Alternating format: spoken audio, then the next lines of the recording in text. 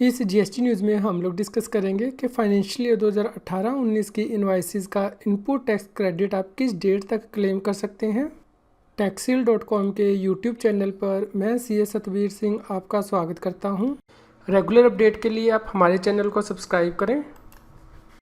Notification bell को press करना ना भूलें ताकि जैसे ही हम कोई नया अपडेट डालें आपके पास इमीडिएटली यह अपडेट पहुंच जाए। इनपुट टैक्स क्रेडिट को आप किस डेट तक क्लेम कर सकते हैं, इसके लिए आपको सेक्शन 16 को रेफर करना है CGST 2017, जहाँ पे कि सब सेक्शन 4 दिया गया है, जो कि यह बताता है कि रजिस्टर्ड व्यक्ति किस डेट तक इनपुट टैक्स क्रेडिट को क्लेम कर सकता है। यानी कि फाइनेंशियल ईयर के ख़त्म होने के बाद सितंबर मंथ के लिए जो वो GST की रिटर्न फाइल करेगा, उस डेट तक वो अपनी इनवाइस या फिर डेबिट नोट के ऊपर इनपुट टैक्स क्रेडिट को क्लेम कर सकता है। आप सितंबर 2019 की GST 3B की रिटर्न को 20 अक्टूबर 2019 तक फाइल करेंगे यदि गवर्नमेंट या डेट एक्सटेंड नहीं करती है तो। और आप फाइनेंशियल 2018-19 की जो GST की इनवाइसेस हैं उनका इनपुट टैक्स क्रेडिट 20 अक्टूबर 2019 तक क्लेम कर सकते हैं। लेकिन यदि आप GST की एनुअल रिटर्न इस डेट से पहले फाइल कर देते हैं तो आप उस डेट तक ही आप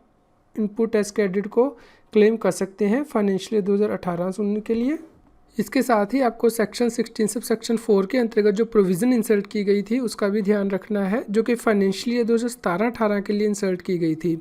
यानी कि यदि किसी व्यक्ति ने फाइनेंशियल ईयर 2017-18 की GST की इनवाइसेस का इनपुट टैक्स क्रेडिट नहीं लिया है तो उस केस में वो मार्च 2019 के लिए जो ड्यू डेट दी गई है GST की रिटर्न को फाइल करने की, उस डेट तक उनका इनपुट टैक्स क्रेडिट क्लेम कर सकता है यदि सप्लायर इन इनवाइसेस को GST पोर्टल पर अपलोड कर देता है। और मार्च 2019 के लिए GSTR 1 को फाइल करने की ड्यू डेट 13 अप्रैल 2019 थी सप्लायर के द्वारा। तो यदि आपका GSTR 2A में ये रिफ्लेक्ट हो जाता है तो आप उसका इनपुट टैक्स क्रेडिट क्लेम कर सकते हैं। और यदि कोई सप्लायर क्वार्टरली रिटर्न फाइल करता है तो उस केस में GSTR 1 को फाइल करने की ड्यू डेट 30 अप्रैल 2019 है। यदि उस डेट तक यह इनवाइसेस फाइनेंशियल 2017-18 की GSTR 2A में रिफ्लेक्ट हो जाती हैं तो आप उसका इनपुट टैक्स क्रेडिट क्लेम कर सकते हैं। इसके अलावा आपको यहाँ पे ये भी ध्यान रखना है कि यदि सप्लायर ने GSTR 1 को फाइल कर दिया है और आपकी इनवाइस GSTR 2A में रिफ्लेक्ट हो रही है तो इसका मतलब ये नहीं है कि आप इमीडिएटली उसका इनपुट टैक्स क्रेडिट ले पाएंगे। सेक्शन 16 सब सेक्शन 2 में कुछ कंडीशन दी गई हैं जिन्हें कि आपको कंप्लाई करना है। यानी कि आपके पास टैक्स इनवाइस या फिर डेबिट नोट होना चाहिए या फिर कोई भी और टैक्स पेइंग डॉक्यूमेंट, ताकि आप इनपुट टैक्स क्रेडिट का क्लेम कर सकें। दूसरी कंडीशन ये है कि आपने गुड्स या फिर सर्विसेज को रिसीव कर लिया हो, उसके बाद ही आप इनपुट टैक्स क्रेडिट क्लेम कर सकते हैं। या यदि आपकी गुड्स ट्रांजिट में है तो आप इनपुट टैक्स क्रेडिट को क्लेम नहीं कर सकते हैं जब तक कि वह गुड्स आपकी रिसीव ना हो जाए। इसके अलावा जो टैक्स चार्ज किया गया है सप्लाई के ऊपर वो एक्चुअली पे कर दिया गया हो गवर्नमेंट को कैश के थ्रू या फिर ITC के थ्रू सप्लायर के द्वारा। इसके अलावा आप यदि अपनी GST की रिटर्न को फाइल करेंगे तो उसके बाद ही आप इनपुट टैक्स क्रेडिट को क्लेम कर सकते हैं। इसके अलावा यहाँ पे आपको ये प्रोविज़न को भी ध्यान रखना है कि यदि आप गुड्स को इंस्टॉलमेंट में रिसीव कर रहे हैं या लोट्स में रिसीव कर रहे हैं तो आप इनपुट टैक्स क्रेडिट तभी क्लेम कर पाएंगे उन गुड्स का जब आपको लास्ट लोट या फिर इंस्टॉलमेंट मिल जाएगी। इसके अलावा यदि आप सप्लायर को गुड्स या फिर सर्विसेज के 180 दिन के अंदर पेमेंट नहीं करते हैं तो जो इनपुट टैक्स क्रेडिट आपने क्लेम किया है उसे आपको रिवर्स करना होगा और आपको इसके ऊपर इंटरेस्ट भी पे करना होगा। लेकिन जब आप अपने सप्लायर को ये पेमेंट कर देंगे तो उसके बाद आप दोबारा से उसका इनपुट टैक्स क्रेडिट क्लेम कर सकते हैं। इसके अलावा यहाँ पे सब सेक्शन 3 भी दिया गया है, जो कि यह कहता है कि यदि आप कैपिटल गुड्स पे या फिर प्लांट एंड मशीनरी पर इनकम टैक्स एक्ट के अंतर्गत डेप्रिसिएशन क्लेम कर लेते हैं इनपुट टैक्स क्रेडिट के ऊपर तो आप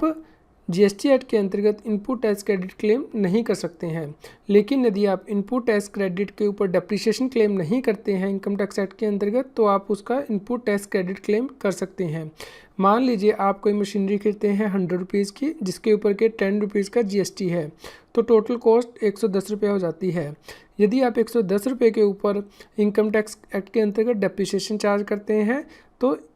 GST एक्ट के अंतर्गत 10 रुपये का इनपुट टैक्स क्रेडिट क्लेम नहीं कर सकते हैं। लेकिन यदि आप इनकम टैक्स एक्ट के अंतर्गत सिर्फ 100 रुपये के ऊपर ही डेप्रिसिएशन क्लेम करते हैं और 10 रुपये का जो GST लगा है उसका आप उसके ऊपर डेप्रिसिएशन चार्ज नहीं करते हैं तो आप जो 10 रुपये का GST है उसका इनपुट टैक्स क्रेडिट क्लेम कर सकते हैं। इसके अलावा आपको सेक्शन 17 को भी रेफ़र करना है, जो कि ये बताता है कि आप कब इनपुट टैक्स क्रेडिट को क्लेम नहीं कर सकते हैं। जैसे कि यदि आप एग्जम्प्ट सप्लाई भी करते हैं और टैक्सेबल सप्लाई भी करते हैं, तो आप एग्जम्प्ट सप्लाई से रिलेटेड इनपुट टैक्स क्रेडिट को क्लेम नहीं कर सकते हैं। इसके अलावा यहाँ पे सब सेक्शन 5 दिया गया है, जो कि इनपुट टैक्स क्रेडिट की अवेलमेंट पर रिस्ट्रिक्शन लगाता है, जैसे कि motor vehicle for transportation of person having approved seating capacity of not more than 13 persons. It extra इस सेक्शन का लिंक इस जीएसटी न्यूज़ की वीडियो डिस्क्रिप्शन में भी दिया गया है, आप इसे रेफ़र कर सकते हैं। आप इस सेक्शन में जो गुड्स और सर्विस मेंशन की गई हैं उसका इनपुट टैक्स क्रेडिट नहीं ले सकते हैं। जैसे कि यदि आप पर्सनल कंजम्पशन के लिए कोई गुड्स या सर्विस लेते हैं, या कोई गुड्स जो है वो गुम हो जाती है, चोरी हो जाती है, डिस्ट्रॉय हो जाती है, राइट ऑफ कर दी जाती है, तो आप उसका इनपुट टैक्स क्रेडिट क्लेम नहीं कर सकते हैं। आपको इस सेक्शन को ध्यान से पढ़ना है और इसका इनपुट टैक्स क्रेडिट क्लेम नहीं करना है। यदि आप इनपुट टैक्स क्रेडिट को गलत अवेल करते हैं या फिर यूटिलाइज़ करते हैं तो कितनी पेनल्टी लगाई जा सकती है, उसके लिए आपको सेक्शन 122 को रेफ़र करना होगा, जो कि यह कहता है कि यदि आप गलत इनपुट टैक्स क्रेडिट को लेते हैं या फिर यूटिलाइज़ करते हैं तो उस केस में 10,000 रुपये की पेनल्टी तो लगेगी ही, या फिर जो अमाउंट इनपुट टैक्स क्रेडिट का आपने गलत अवेल किया है या यूटिलाइज़ किया है उसका जो अमाउंट है, इन दोनों में से जो भी हाई हो वो पेनल्टी लगेगी।